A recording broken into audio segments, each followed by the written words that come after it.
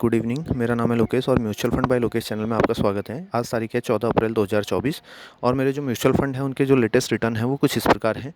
पहला जो फंड है मेरा वो SBI कॉन्ट्रा फंड है, रेगुलर प्लान है। आपको पता है इसमें मैंने 50,000 रुपया लमसम इन्वेस्टमेंट किया है, तो 50,000 की वैल्यू 74,301 बन चुकी है। दूसरा फंड है क्वांट स्मॉल कैप, 54,000 की वैल्यू 72,720 हो चुकी है।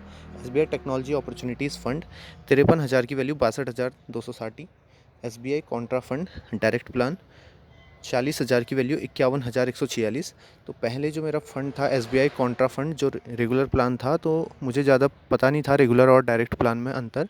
तो उसके बाद मैंने रेगुलर में छोड़ के डायरेक्ट में इन्वेस्ट करना स्टार्ट कर दिया जैसे ही मेरे को इसमें अंतर पता चला। अगला फंड है एक्सिस स्मॉल कैप, 34,000 की वैल्यू 41,756। अगला फंड है SDFC स्मॉल कैप, 33,000 की वैल्यू 38,808। अगला फंड है निप्पॉन इंडिया स्मॉल कैप, 25,000 की वैल्यू 33,264। अगला फंड है SBI स्मॉल कैप, 25,000 की value 29,947। Axis growth opportunities fund 18,000 की वैल्यू 22,968। SBI इंफ्रास्ट्रक्चर फंड 5,000 की value 5,393। Grow Nifty total market index fund 4,008 की वैल्यू 4,550। तो इस तरीके से ये मेरे म्यूचुअल फंड के लेटेस्ट रिटर्न थे। अगर हम इसमें देखें कि जो इन्वेस्टेड अमाउंट है 3,41,000, करंट वैल्यू 4,37,115, टोटल रिटर्न्स 96,115, 28.19% के पॉजिटिव रिटर्न्स।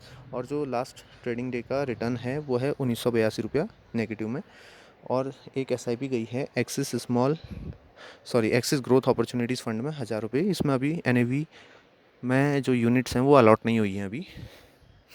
अब इसके बाद अगर रिटर्न्स फंड वाइज देखें तो SBI कॉन्ट्रा फंड 24,304 की रिटर्न, क्वांट स्मॉल कैप 18,720 रुपये की returns, SBI technology opportunities fund 9,263 रुपये की रिटर्न्स, SBI कॉन्ट्रा फंड 11,148, ये डायरेक्ट प्लान है।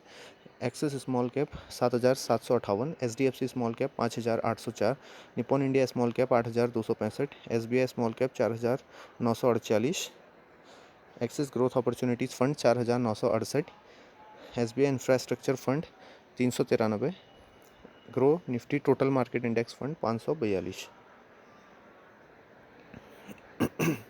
अब पोर्टफोलियो एनालिसिस में अगर जाएं तो देख सकते हैं 2 दिसंबर 2022 से म्यूचुअल फंड में मैंने जर्नी स्टार्ट की थी 100 रुपये से। तो उसके बाद देख सकते हैं काफ़ी लंबे टाइम तक नेगेटिव रिटर्न्स थे, उसके बाद पॉजिटिव रिटर्न्स आने लग गए हैं। अगर लास्ट 1 साल का रिकॉर्ड देखें तो 1 साल पहले देख सकते हैं आप 15 अप्रैल 2023 275 रुपया माइनस में था, और आज की डेट में देख सकते हैं आप लोग 96,000 रुपया प्लस में है। तो उस टाइम पे जो इन्वेस्टेड अमाउंट थी 1 लाख के आसपास थी और उसकी करंट वैल्यू थी 99,821 रुपया उस टाइम पे। ये मैं बात कर रहा हूँ 15 अप्रैल 2023। तो जो लोग आजकल इन्वेस्टमेंट कर रहे हैं उनका भी कुछ टाइम तक नेगेटिव रिटर्न्स आ सकते हैं, लेकिन आगे आने वाले टाइम में वो प्लस में चेंज हो जाएगा। और आप अपने म्यूचुअल फंड में बने रहिए। और म्यूचुअल फंड बाजार जोखिमों के निवेश के अधीन तो रहता ही है, आपको पता ही है, दिख ही रहा है आपको मेरे पोर्टफोलियो से। तो अपने रिस्क में और अपने रिस्क एपेटाइट को देखते हुए आप इन्वेस्टमेंट कीजिए। लंबे समय में रिस्क नेग्लिजिबल हो जाता है। इसी तरीके के और अधिक वीडियोस के लिए हमारे चैनल को लाइक, सब्सक्राइब और शेयर करना ना भूलें। धन्यवाद।